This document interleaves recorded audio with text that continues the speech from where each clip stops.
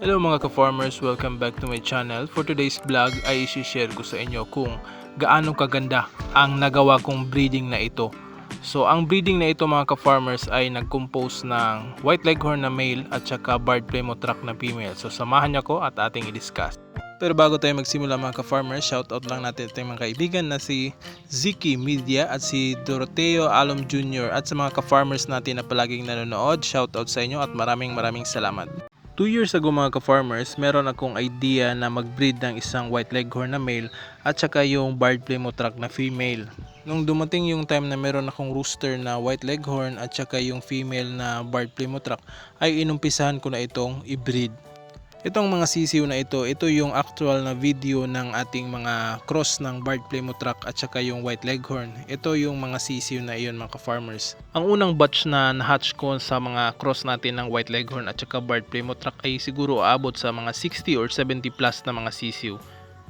So yun mga ka-farmers, ang pag-alaga ko ng mga sisiw na iyon ay medyo mas maraming lalaki kumpara sa mga babae. Kaya ngayon, konti lang yung mga babae ang nandito tayo. So ito yung actual video na nasa mga 1 month old yung ating mga sisiw na White Leghorn na nakakross sa Barred Plymouth Rock. Dahil experiment pa lang yung ginagawa natin noon, hindi ko pa alam kung gaano kaganda, kung magiging successful ba o failure ba yung ating pag-breed ng White Leghorn at saka yung ating Barred Plymouth Rock. At ito naman yung actual image ng nagto 2 months old pa lang yung ating mga White Leghorn na nakakross sa Barred Plymouth Rock. So yung resulta nila mga ka-farmers ay puti talaga yung kanilang kulay. So walang lumabas na barred sa kanila. Meron mang paunti-unting lumalabas ng konting gray na kulay sa kanilang balahibo. Ito naman yung actual video na yung ating mga alagang White Leghorn at saka yung Barred Plymouth Rock cross na running 6 months old. Yung mga lalaki nito o yung mga rooster, nag-iwan lang ako ng dalawa at yung iba ay binenta ko na per kilo lang na binibenta ko yung mga lalaki dahil napakaraming rooster ang batch na ito. Ang iba rin dito ay nagsimula ng mangitlog at unti-unti ko nang nalalaman ang resulta ng aking ginawang breeding. Sa batch din na ito ay meron akong 15 na inahin at 2 rooster. Sa ginawa din nating breeding niya ito mga ka-farmers ay masasabi ko na napakaganda ang resulta nito. So yung sisiw pa lang nito mga ka-farmers ay hindi sakitin yung ating mga sisiw. So hindi rin tinatamaan ng mga sipon. Kung meron man ay konti lang yung tinatamaan ng sipon. Hanggang sa paglaki nila mga ka-farmers ay masigla sila at malusog. Kahit na naka-range sila o naka-free range ay hindi sila kalimitan tinatamaan ng mga sipon o halak. So napakagandang breeding po ito mga ka-farmers at maire-recommend ko talaga na napakaganda ang resulta ng breeding na ito. Fast forward tayo mga ka-farmers, after 2 years na na-breed natin ito na po sila yung update natin sa kanila. So yung kulay nila ay puti pa rin at merong pa iba-ibang mga sumusulpot na mga barred na kulay sa kanila. So yan sila, 2 years old na sila. Ganun pa rin mga ka-farmers, kahit matanda na sila ay napaka-healthy nila at hindi madaling madapuan ng sakit. At yung itlog nila ay hindi pa rin nagre-reduce ng nasa nagra-running 80 to 90% ang iniitlog nila araw-araw. So kahit matanda na mga ka-farmers ay napakarami pa rin ang itlog na binibigay nila. Quality yung mga itlog na binibigay nila. So makapal ang shell, matibay, mabigat yung itlog. So ganun kaganda ang breeding na itong mga ka-farmers. Kahit napakainit at umulan at umaraw mga ka-farmers, kahit nababasa sila ng ulan, ay merong iba dito na tinatamaan ng sipon at hindi ko man lang ito nagamot, ay sadyang mawawala lang yung kanilang mga sipon. So yan ang kagandahan sa breeding na ito mga ka-farmers. In terms naman kapag sinasabi nating naglilimlim ba ang manok na ito, merong pa ilan-ilan mga ka-farmers, out of 10 merong isa sa kanila na naglilimlim at maganda rin silang pumipisa ng mga itlog o nagha-hatch ng mga itlog. Ito yung actual video na update natin sa ating cross ng White Leghorn at saka yung Barred Plymouth Rock na inahin na naglilimlim ng out of 10 na itlog, 8 ang napisa ng mga sisiw sa kanya. So ito na po yung anak niya. Itong inahin na ito ay merong natirang 5 na mga sisiw. at ngayon ay nagsisimula na rin siyang palaging nangingitlog. So maliliit pa lang yung mga sisiw nito mga ka-farmers ay nag-uumpisa ng umitlog ulit ang inahin na ito.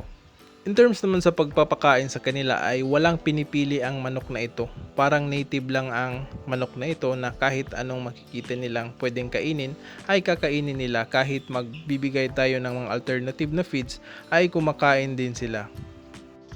Ito mga farmers ay ilan lang sa ating mga breed ng ating white leghorn na nakakross sa Barred Plymouth Rock na naglilimlim. At meron din tayong mga heritage na mga manok na merong pa ilan-ilan na naglilimlim din. Ito rin yung rooster natin na pure white leghorn mga ka-farmers na isa lang yung natira sa akin. So ito yung ginagamit ko sa breeding sa pagpaproduce ng pure na white leghorn. So matanda na ito, nasa 2 years pataas na ito, malapit na itong mag 3 years old ang ating pure na white leghorn na rooster. Nga pala mga ka-farmers, nanggaling ang sisiw na ito o yung rooster na ito sa doon sa paaralan na binibenta yung sisiw na kinukulayan at binibenta sa mga bata. So doon po ito galing mga ka-farmers. Ang pagpapakain din natin sa manok na ito ay regular lang, isang pakain sa umaga at isang pakain sa hapon. At minimaintain natin na palagi silang merong tubig inumin para hindi nila matukain yung kanilang mga itlog. So ngayon, i-harvest natin yung mga itlog nila dahil hapon na. So ito yung mga itlog nila mga ka-farmers. Meron silang itlog dito na 2, 4, 6, 8, 9. So yung siyam na itlog mga ka-farmers, sa ating mga manok dito ay meron tayong mga manok na 10 inahin na nandito. So meaning mga ka-farmers, sa 10 inahin, isa lang dito ang hindi nangitlog. So lahat ng siyam na mga manok ay nangingitlog. So ganyan araw-araw mga ka-farmers ang nakukuha nating itlog sa kanila. Out of 10 na mga inahin ay meron tayong siyam na itlog na nakukuha, or minsan ay 8 na mga itlog araw-araw. Dahil nagustuhan ko ang breeding na ito mga ka-farmers, ay nag-breed ako ulit nito. Nagpapuro ako ng pure na inahin na white leghorn at meron na akong na-produce nito. Ang ginawa ko sa breeding na ito ay yung anak na mga babae ng rooster natin na pure white leghorn ay binalik ko sa kanilang ama na yung ating pure na white leghorn. So meron na tayong resulta nito na 3/4 white leghorn at saka merong 1/4 na Barred Plymouth Rock. Ito na rin yung resulta sa ating breeding na ginawa na binalik natin sa kanilang ama na meron tayong 3/4 white leghorn at saka 1/4 Barred Plymouth Rock. Ito meron tayong 7 na pulet, 8 sana ito mga ka-farmers, kaso namatay yung isa. At meron tayong isang batch na 8 din na mga pulet. So importante lang yung mga babae na gagamitin natin dahil ibabalik lang natin ito sa kanilang ama, which is yung pure na white leghorn natin, at makakaproduce na tayo ng 7-8 na white leghorn na almost pure na iyan. At kalaunan ay gagawa tayo ng breeding ulit ng Barred Plymouth Rock at saka white leghorn.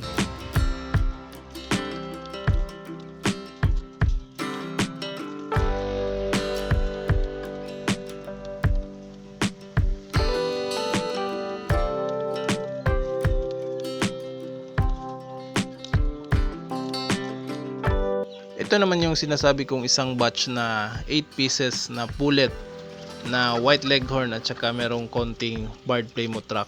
So ito din yung gagamitin natin soon na breeders para ibabalik natin doon sa kanyang ama na pure white leghorn at makaproduce tayo ng 7-8 ng white leghorn at saka merong konting na lang na Barred Plymouth Rock. At ito naman yung mga kapatid na mga rooster ng ating mga pullet. So lahat ito ay puro lalaki. Ito ay para dispose na rin ito at hindi naman natin ito gagamitin dahil puro lalaki ito. So kakatayin lang ito, ibebenta lang natin kapag merong bibili. So yun lamang mga ka-farmers sa ating topic about dito sa ating cross ng Barred Plymouth Rock at saka yung white leghorn. So napakagandang breed na ito at sana meron kayong konting idea na kukuha dito sa ating ibinahagi. So maraming salamat mga ka-farmers. Kung meron kayong katanungan ay feel free na mag-comment sa ilalim at ating sasagutin yan. Maraming salamat mga ka-farmers. See you in my next vlog at happy farming! Woo!